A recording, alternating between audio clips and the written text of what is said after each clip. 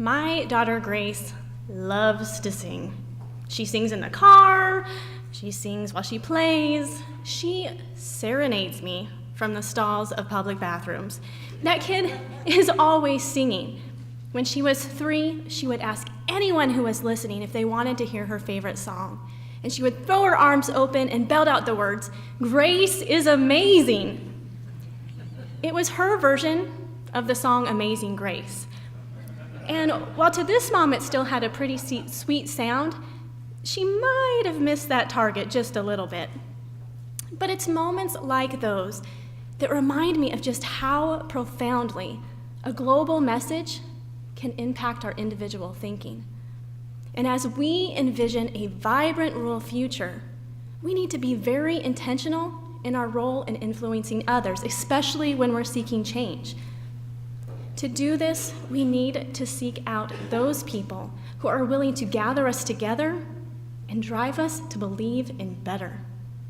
Those people are grassroots champions, or hope leaders. And they're special because they're not in it for the job title, and they're not in it because they have a personal agenda. They simply want all of us to come together in search of a common vision.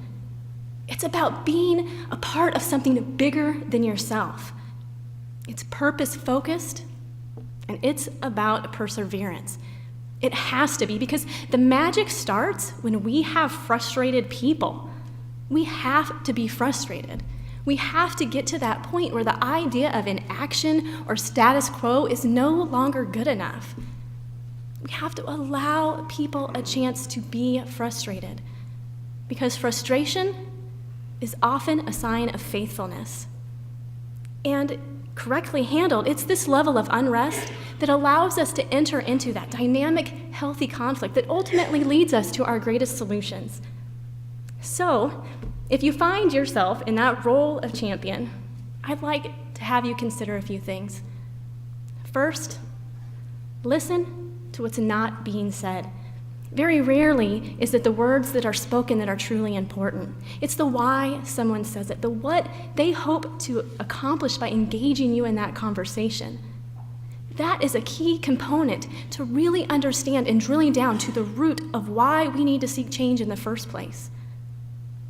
Second, we have to come to that realization that one person does not know the answer to everything. And so we have to be courageous enough to ask for help. And even more, we have to be willing to implement advice.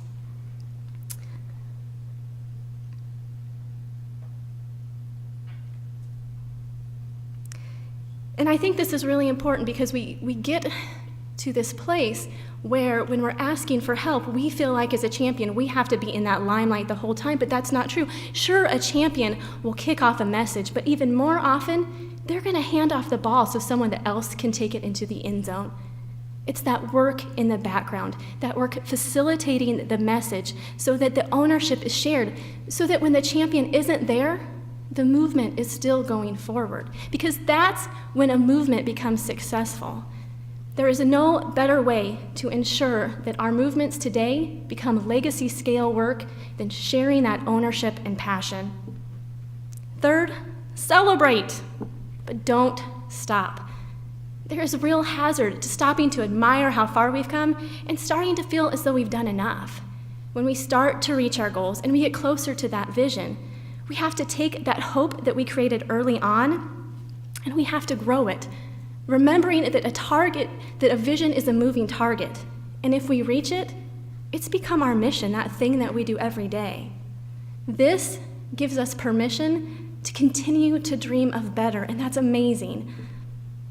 But just like any successful team, the champion is going to need others with various strengths and resources to be at their table. And a champion is going to need something from them. They might not ask, but they're going to need it. A great champion will never take credit for the work. There's no reason to.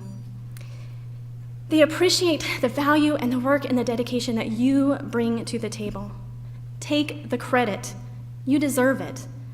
But also realize that this game of progress is never a straight shot to the top. There's going to be twists and turns, and when we get there, that champion is human, and they might need to be reminded that they have value too. Remind them.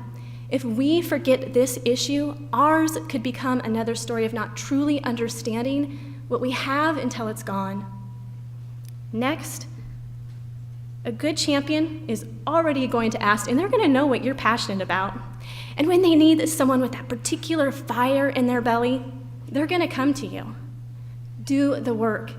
If they didn't need the help, they wouldn't have asked. Finally, bring more people to a place where they dare to hope to pursue the vision. New ideas and new energy that come from a continued grassroots efforts light the world on fire. And it's one thing for a champion to recruit new interest, and it is a whole nother level of awesome when someone else does. So be awesome, like my daughter Grace. She's 5 now, and she has moved on to the lyrical influences of Taylor Swift. But there is still evidence that she believes she's amazing. And the best part of that is that we all have the potential to be and do amazing things. We just have to commit to a vision and then decide what role we must play to move it forward. So eat your Wheaties, because our rural future depends on all of our willingness to set the world on fire. Thank you.